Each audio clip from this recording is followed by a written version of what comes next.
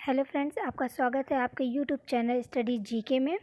आज हम 26 अप्रैल से जितने भी करंट अफेयर के महत्वपूर्ण प्रश्न बन सकते हैं उन पर चर्चा करेंगे, साथ ही उनसे संबंधित महत्वपूर्ण तथ्यों पर भी बात करेंगे। तो आज का सेक्शन आपके लिए काफ़ी अच्छा होने वाला है, तो प्लीज़ इसे लास्ट तक ज़रूर देखिएगा और इसे लाइक, शेयर और सब्सक्राइब करना मत भूलिएगा। तो आज का सेक्शन हम शुरू करते हैं। आज का पहला प्रश्न है, हाल ही में किस देश ने अपने 4 शहरों में वायरस आपातकाल की घोषणा की है? तो यहाँ आपका राइट आंसर हो जाएगा ऑप्शन नंबर सी, जापान। ठीक है, जापान ने अपने 4 शहरों में वायरस आपातकाल की घोषणा की है 11 मई तक के लिए। ठीक है, तो यहाँ पे 4 शहरों की अगर हम बात करें तो पहला शहर तो उसकी राजधानी टोक्यो ही है, दूसरा है ओसाका, क्योटो और ह्योगो। ठीक है, तो ये चारों शहरों पर इसने वायरस आपातकाल की घोषणा की है, तो आप ये याद रखिएगा। और अगर हम जापान की बात करें तो आपको पता होना चाहिए कि जापान की राजधानी क्या है, टोक्यो, जैसा भी हमने बताया। यहाँ पीएम है के योशिहिदे सुगा, जो 2020 में बने हैं। ठीक है, और यहाँ की संसद का क्या नाम है? तो यहाँ की संसद को डाइट कहा जाता है। और जापान की करेंसी क्या है?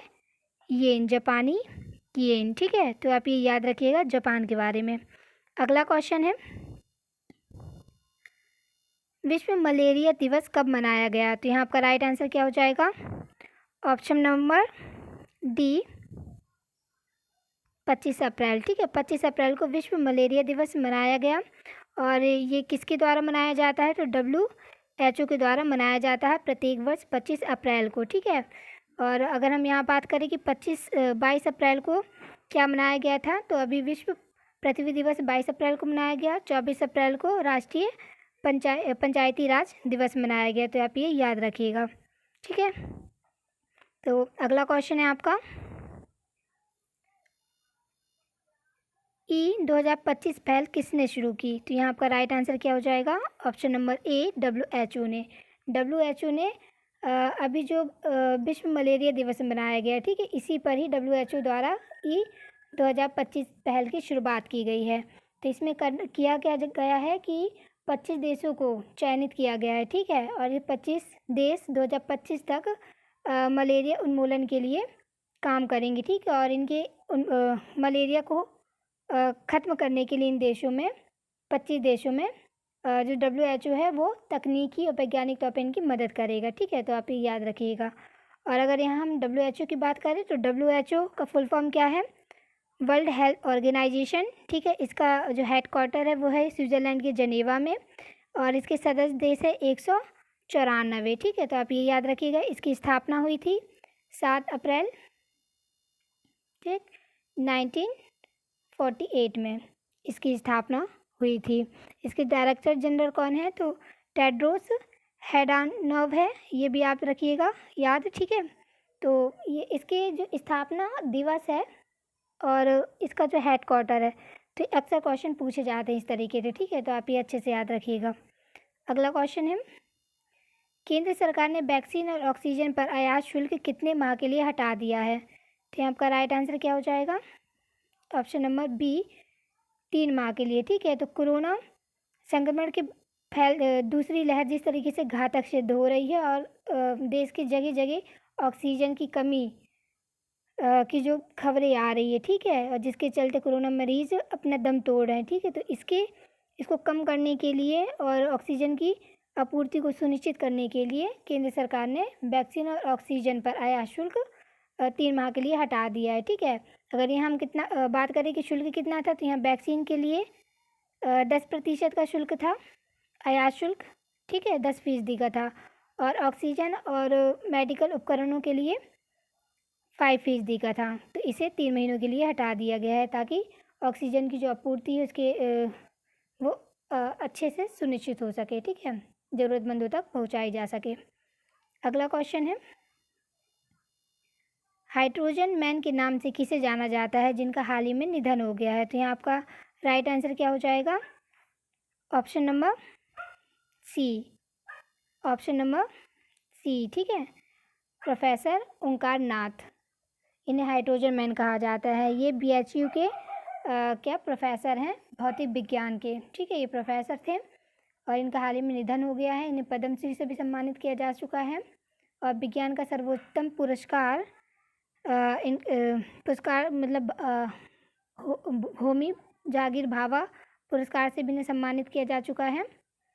और हाल ही में क्या था, इनके नेतृत्व में हाइड्रोजन अनुसंधान के लिए नेशनल हाइड्रो पावर कॉरपोरेशन और बीएचयू के हाइड्रोजन एनर्जी सेंटर की भी समझौता हुआ था, ठीक है। और इसके तहत बनारस में जल्द हरित ऊर्जा हाइड्रोजन से 50 ऑटो रिक्शा चलाने थे। तो अब इनका निधन हो गया है, जो कि दुखद खबर है, क्योंकि ये बहुत अच्छे ही प्रसिद्ध प्रोफेसर थे। इन्हें काफ़ी सारे पुरस्कारों से भी सम्मानित किया गया है ना। तो आप इनके बारे में याद रखिएगा। इन्हें क्या कहा जाता है? Hydrogen man. अगला क्वेश्चन है, सेवानिवृत्त IAS अतानु चक्रवर्ती को किस बैंक का चेयरमैन नियुक्त किया गया है? तो यहाँ आपका राइट आंसर हो जाएगा option number C, HDFC bank के लिए, ठीक है। तो ये दूसरी बार ऐसा हुआ है कि किसी सेवानिवृत्त IAS को चेयरमैन बनाया गया है किसी बैंक का, ठीक है। इसकी सहमति RBI द्वारा दी गई है। और ऐसा पहला कब हुआ था? तो ऐसे सेवानिवृत्त IAS गिरीश चंद्र चतुर्वेदी को ICC बैंक का बनाया गया था पहली बार, ठीक है। और ये दूसरी बार बन रहे हैं अतानु चक्रवर्ती HDFC बैंक के, ठीक है। तो आप ये याद रखिएगा। और अगर हम यहाँ बात करें कि HDFC बैंक के बारे में, तो यहाँ आप याद रखिएगा HDFC बैंक की स्थापना अगस्त 1994 में हुई। इसका हेडक्वार्टर कहाँ है? मुंबई में है। तो आप इतना याद रखिएगा इसके बारे में। अगला क्वेश्चन है, दुनिया का सबसे बड़ा दोपहिया चार्जिंग नेटवर्क कहाँ स्थापित किया गया है? तो यहाँ आपका राइट आंसर क्या हो जाएगा? किया जाएगा ये भारत में, ठीक है। ये जो ओला इलेक्ट्रिक है वो दोपहिया चार्जिंग नेटवर्क भारत में बनाएगी, ठीक है। हाइपर चार्जिंग नेटवर्क होगा ये। और ये 400 शहरों में 1 लाख से ज़्यादा चार्जिंग पॉइंट बनाएगी, ठीक है, अपने दोपहिया ग्राहकों के लिए। उसने ये घोषणा की है। तो आप याद रखिएगा किसने की है? ओला इलेक्ट्रिक ने, ठीक है। तो अगला क्वेश्चन है, लुजैन अल हल्तलौल को यूरोप शीर्ष अधिकार पुरस्कार वाकलाव हैवेल ह्यूमन राइट प्राइज से नवाजा गया है, ठीक है। तो वह कौन से देश से हैं? तो यहाँ पे राइट आंसर क्या हो जाएगा? सऊदी अरब। सऊदी अरब से हैं ये एक नारीवादी कार्यकर्ता हैं सऊदी अरब की। इन्हें इस पुरस्कार से सम्मानित किया गया है। और ये जो पुरस्कार है इसका नाम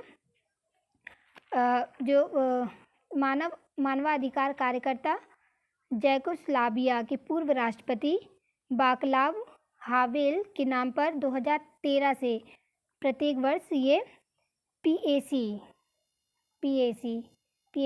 का फुल फॉर्म है यहाँ parliamentary assembly of the council of Europe, ठीक, इसके द्वारा ये पुरस्कार दिया जाता है। तो इसे इस बार लुजैन अल हथलौल को दिया गया है।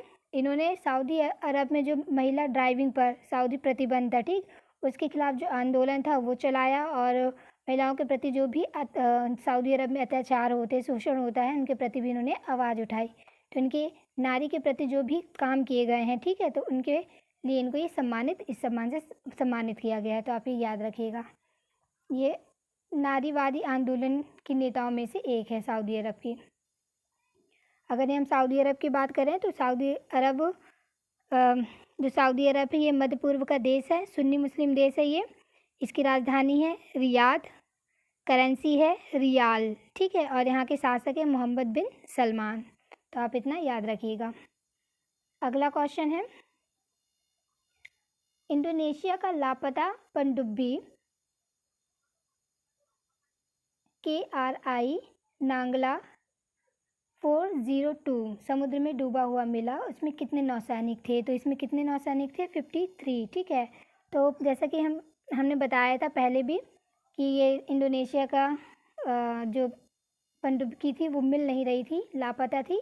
तो ये हाल ही में मिली है ना। कहाँ पे मिली? तो बाली के 100 किलोमीटर दूर समुद्र में डूबी हुई मिली है, 500 मीटर की गहराई में ये मिली है, ठीक है। तो इसमें मतलब 53 नौसैनिक भी थे, जो कि हो सकता है वो भी डूब गए हैं, लेकिन हालांकि ये नहीं कहा जा रहा है।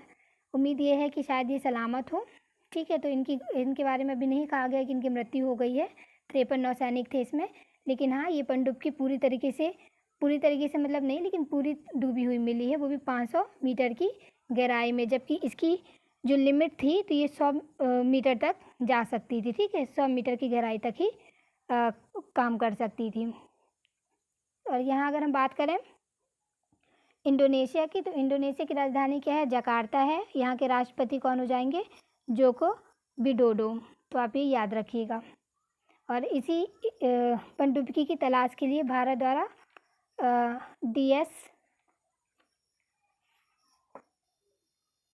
DSRV भेजा गया था। ठीक है, अगला क्वेश्चन है, कोवैक्सीन की कीमत राज्य और निजी अस्पतालों के लिए कितनी घोषित की गई है? तो ये कीमत कितनी है?